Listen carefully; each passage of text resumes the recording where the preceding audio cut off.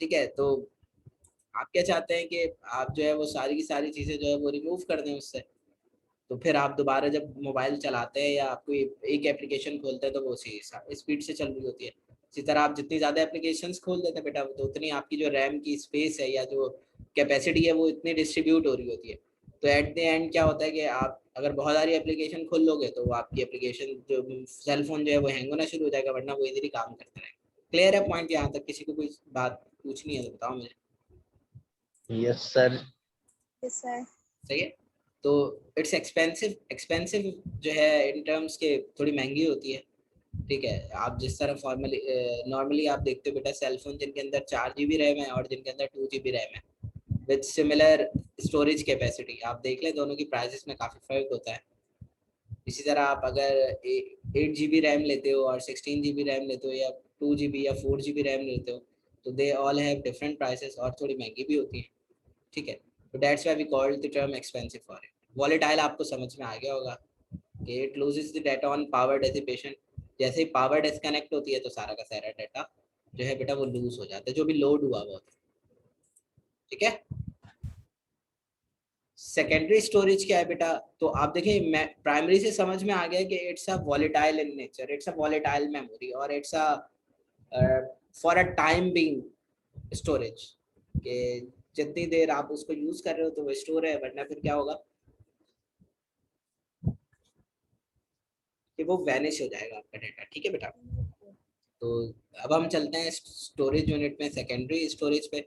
तो secondary storage is a permanent storage. ठीक है बेटा, also called ROM, read only memory, use to hold stored program instructions and data.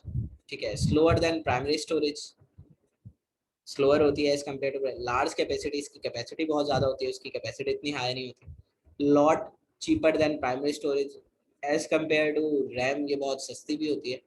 Retain data even without power, तो it means it's non volatile in nature, कि अगर power cut off भी हो जाए या सिस्टम बंद भी हो जाए तो आपका जो डाटा है वो कहीं नहीं जाता। इसकी सबसे आसान एग्जांपल ये है बेटा रैम और उसमें रोम को अगर मैं समझाऊं, आप लेट सपोज वर्ड का कोई डॉक्यूमेंट बना रहे हो, ठीक है, और आपने वो डॉक्यूमेंट सेव नहीं किया और लाइट चली जाती है, तो जब आप दोबारा कंप्यूटर खोलते तो आपका डॉक्यूमेंट वही होता है क्या जो आपने लिखा हो, सेव ना किया हो, तो क्या वहाँ पे होता है वो डाटा आपका सारा का सारा? सेव ना किया तो नहीं होता। नहीं होता ना। क्या नो होता है सर। वो उड़ जाता है सारा का सारा डाटा, मीन्स के वैनिश हो जाता है। तो ये वजह है बेटा कि वो रैम पे लोड हुआ हुआ था। ठीक है, लेकिन अगर वो रोम पे होता ना तो फिर कभी भी नहीं उड़ता। This is a simplest example related to ROM and RAM. ठीक है, तो आपका सिस्टम बंद भी हो जाता है अगर वो रोम पे रखी हुई है ना चीज़ें या लिखी हुई है स्टोरेज में, सेकेंडरी स्टोरेज के अंदर मौजूद है, तो पावर कट ऑफ भी हो जाए कुछ भी हो जाए तो आपका डाटा जो है वो वहीं रिटेन रहता है। नॉर्मली समझ लो कि आपकी हार्ड डिस्क पे लिखा हुआ था या आपकी सीडी के अंदर मौजूद होता है, तो क्या डाटा चला जाता है? सीडी चलते चलते अगर लाइट चली जाए, आप जो है वो उसको देख रहे थे कुछ भी सीडी पे, तो वो अगर चला जाए तो क्या आपके सीडी के डाटा जो है वो रिमूव हो जाता है? नहीं होता ना। No sir. ठीक है, नो सर। तो secondary storage devices are magnetic tape, आपकी मैग्नेटिक टेप है, आपकी मैग्नेटिक डिस्क है बेटा, हार्ड डिस्क को मैग्नेटिक डिस्क भी कहते हैं। ठीक है, your optical disk, your flash drives and memory and your DVDs, these all are the secondary storage devices. तो ऐसे स्टोरेज डिवाइसेस बेटा, ऐसे स्टोरेज मीडियम्स जिन पर से डाटा कभी जाता नहीं है ना, लाइट ऑफ हो ऑन हो या कुछ भी हो जाए, जब तक आप खुद डिलीट नहीं कर रहे। ठीक है, तो वो सब की सब स्टोरेज डिवाइसेस जो है ना बेटा वो आपके सेकेंडरी स्टोरेज डिवाइसेस में आते हैं। तो आपके मेमोरी कार्ड, आपके फ्लैश ड्राइव्स, यूएसबीज, ठीक है, आपकी सीडीज, डीवीडीज, आपकी हार्ड डिस्क और एक्सटर्नल हार्ड डिस्क, ये सब के सब बेटा आपके सेकेंडरी स्टोरेज डिवाइस में आते हैं। क्लियर है बेटा? यहाँ तक किसी को कोई मसला है तो बताओ मुझे। चलें आगे। Yes yes sir. ठीक है, then we move yes sir. Towards our most important unit, जिसकी हम बात कर रहे थे, आपका सेंट्रल प्रोसेसिंग यूनिट, जिसे आप सीपीयू भी कहते हो बेटा। जिस तरह ह्यूमंस के पास ब्रेन है बेटा, उसी तरह कंप्यूटर के पास भी ब्रेन है। ठीक है, आपका ब्रेन तो ब्रेन ही कहलाता है, लेकिन जो कंप्यूटर का ब्रेन है ना उसे आप सीपीयू या सेंट्रल प्रोसेसिंग यूनिट कहते हैं। ठीक है, it is made up of silicon and copper, और जो बेसिक इसका काम है वो क्या है, it carries out instructions from the program. तो जो भी प्रोग्राम आप देते हो उसमें से जो इंस्ट्रक्शंस गिवन होती है इन योर प्रोग्राम, वो उसने परफॉर्म करनी होती है, ठीक है। CPU itself consists of arithmetic logic unit, control unit and registers. Basically आपका जो CPU है ना, अगर बहुत बेसिक होके बात कर रहे हैं, बहुत ज़्यादा डेप्थ में नहीं जा रहे, तो हम कहते हैं कि बेसिकली वो इन तीन चीज़ों से मिलकर बना है या इन तीन चीज़ों पर मुश्तमिल है। The things are arithmetic logic unit, your control unit and your registers. अच्छा, अर्थमेटिक लॉजिक यूनिट में क्या होता है? Arithmetic logic unit is the place where the actual execution of instructions take place.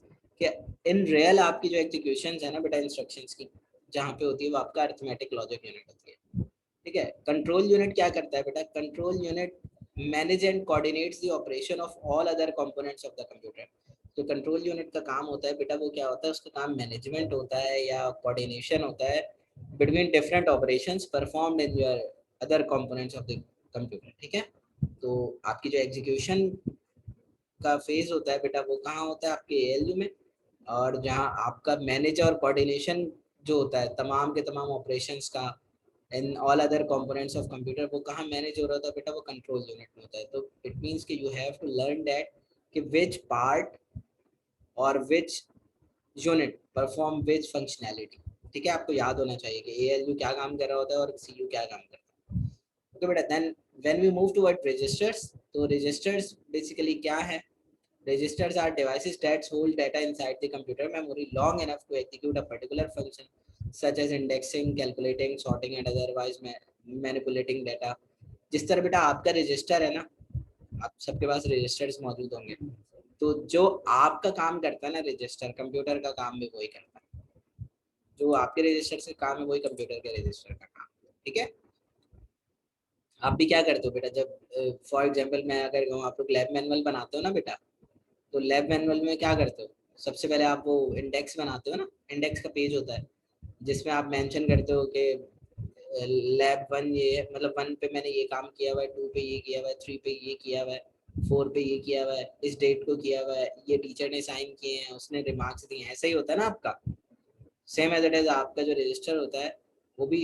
और फिर उस क्या करते हो आप लोग? उस लोकेशन के अगेंस्ट में आपके टास्क मौजूद होते हैं, मतलब पेज नंबर पे आपने लिखा होता है पेज नंबर 1 से लेके 5 तक आपका लैब 1 का काम हुआ हुआ है। तो जब आप बेटा पेज 1 से 5 तक देखते हो अंदर जाके, तो आपको वही मिलता है जो आपने बाहर मेंशन किया है।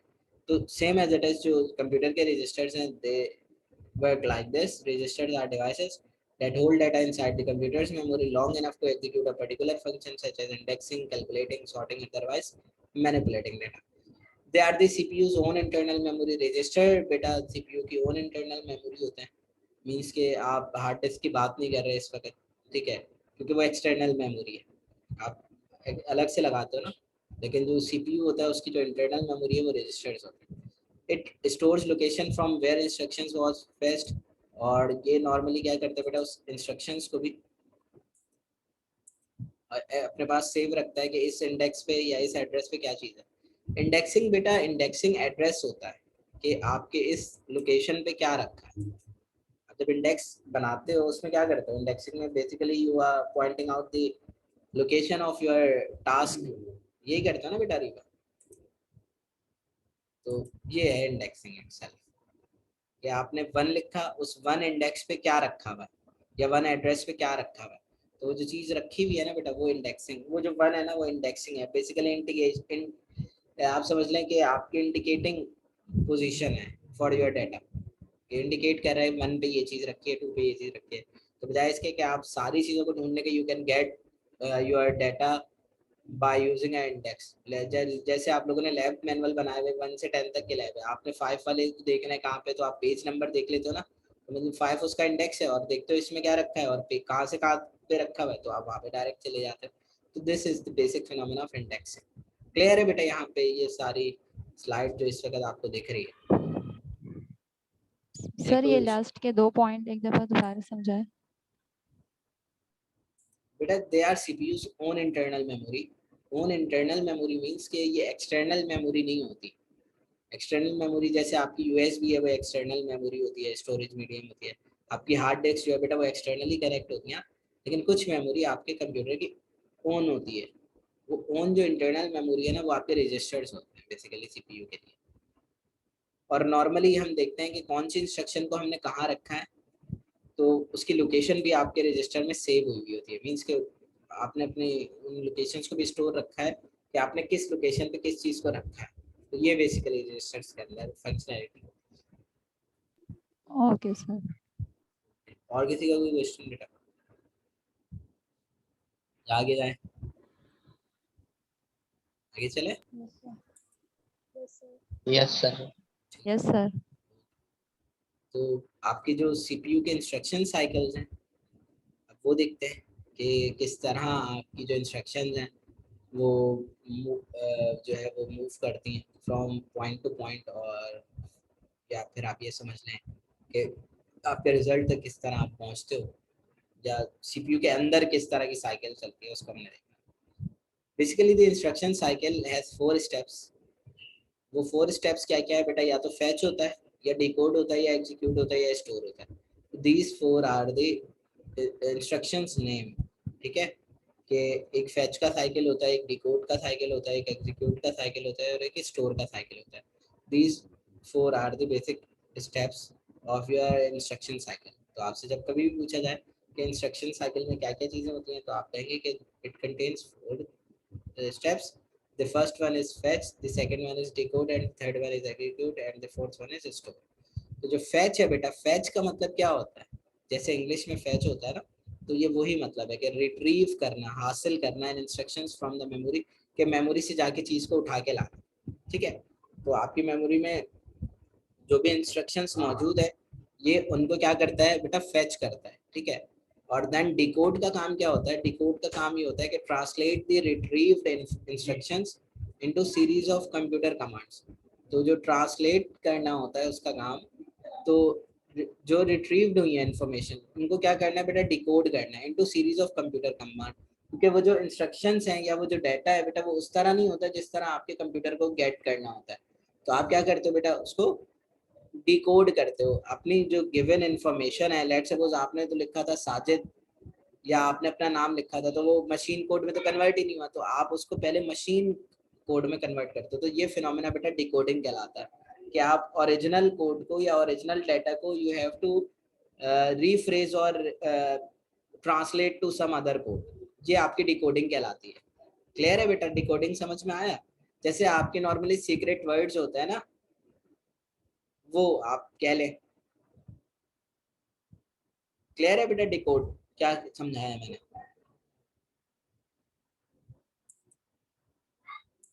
सही है। देन फिर एग्जीक्यूट द कंप्यूटर कमांड्स। तो एग्जीक्यूट साइकिल का काम क्या है बेटा? कि वो उसकी एग्जीक्यूशन करेगा। ठीक है, जो आपकी ट्रांसलेट हुई हुई इंस्ट्रक्शंस हैं, उनको जो है वो एग्जीक्यूट करना है। स्टोर क्या है? Send and right the result back in the memory. तो स्टोर का जो साइकिल है वो क्या काम करता है बेटा? वो ये काम करता है कि सेंड करे और राइट करे result back in the memory, क्योंकि मेमोरी से ही उठाया था ना बेटा आपने, रिट्रीव की थी इंस्ट्रक्शन। और ये पूरा साइकिल घूमने के बाद वापस जो है बेटा उसी मेमोरी के अंदर वो जाके लिखेगा कि व्हाट यू गेट और व्हाट यू डिकोड और व्हाट यू एग्जीक्यूट। ठीक है बेटा? तो ये इसकी जो है बेटा आप कह सकते हैं कि आपकी एग्जीक्यूशन साइकिल होती है, इंस्ट्रक्शन साइकिल जो है आपके, या मशीन साइकिल भी इसको कहा जाता है आपके सीपीयू के अंदर। ठीक है, तो बेटा ये याद रखना है आप लोगों ने कि these are the 4 steps in your instruction cycle.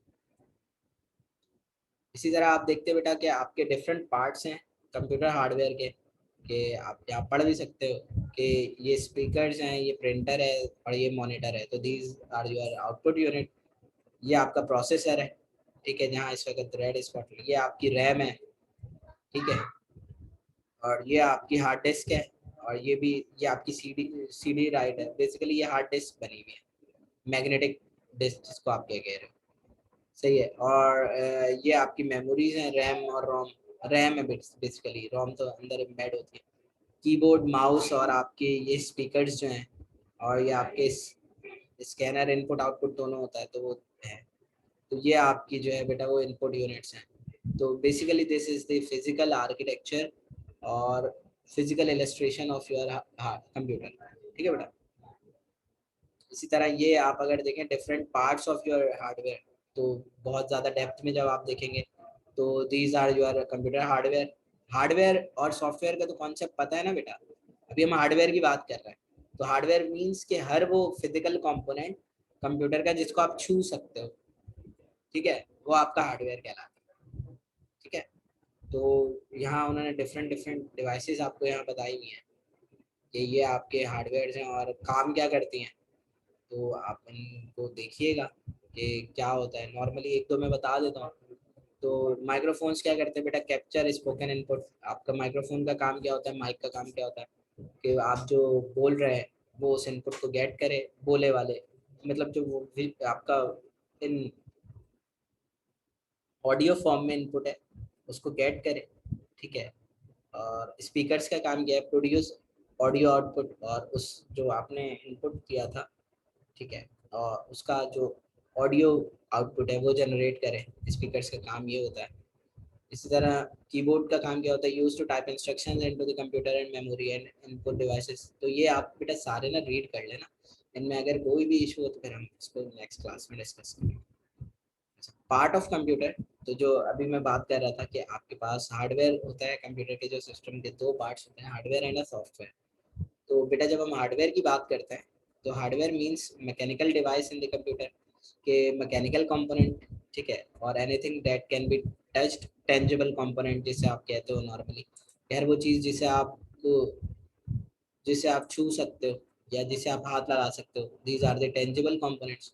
इसी तरह आपके सॉफ्टवेयर्स क्या होता है बेटा, basically software is the series of instructions that tell the computer what to do, कि आपके कंप्यूटर को बताता है कि क्या करना है। तो दीज आर दी सॉफ्टवेयर्स, और इनको हम नॉर्मली प्रोग्राम भी कह रहे होते हैं, ठीक है।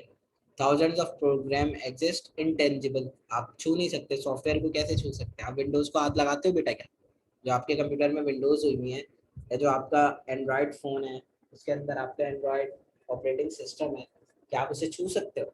किसी ने देखा है उसे या हाथ लगाया है कभी?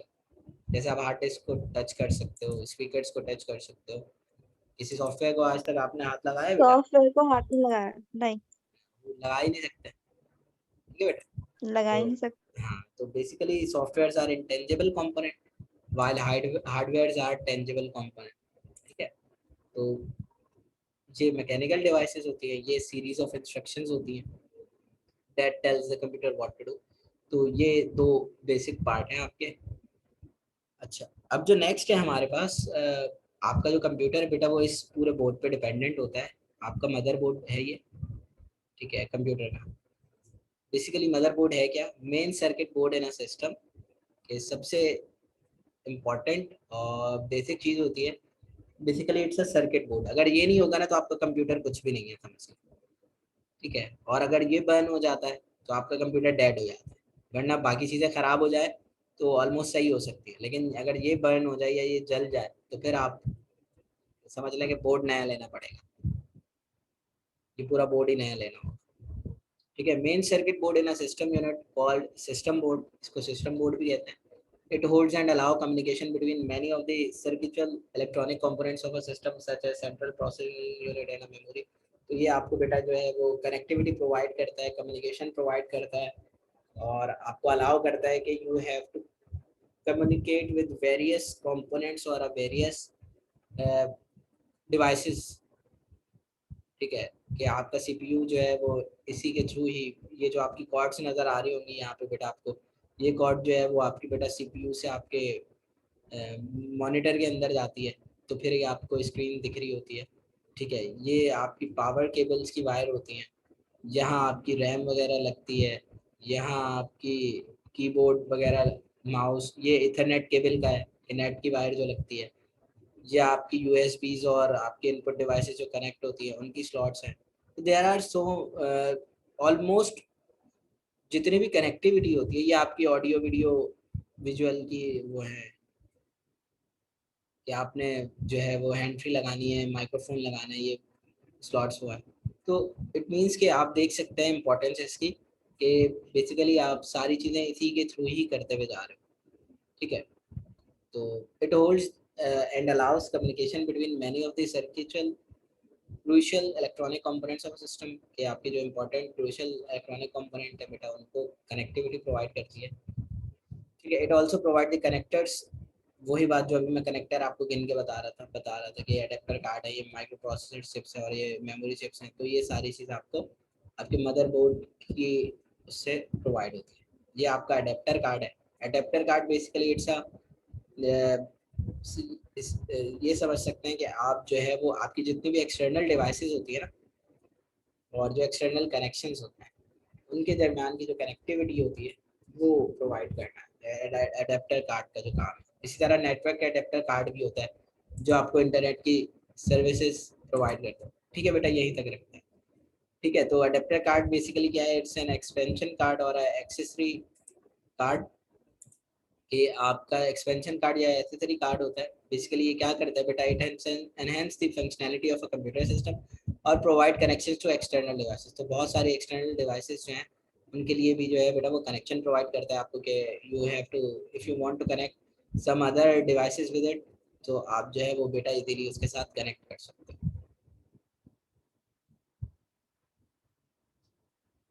तो बेटा ये 2 स्लाइड्स और हैं हार्डवेयर से, उनको हम कर लेते हैं हार्डवेयर वाले। ठीक है, देन दो लाइनें, ज़्यादा नहीं। Expansion slot क्या है? Also an called expansion slots is an opening or a socket on the motherboard where expansion card can be inserted. तो आप जो है वो expansion cards यहाँ पे जो है वो लगाते हैं।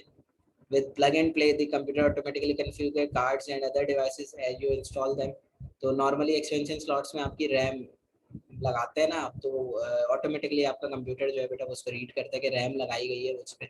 ठीक है, या ग्राफिक कार्ड लगाया या जो भी वॉट एवर जो connect with these expansion slots, तो वो ऑटोमेटिकली जो है आपके हार्डवेयर से जो है वो कन्फिगर्ड हो जाती हैं और आपके सिस्टम पे जो है वो उसकी जो फिजिबिलिटी है वो नज़र आना शुरू हो जाती है। इसी तरह आपकी बसेस होती हैं। जी बेटा, बस है।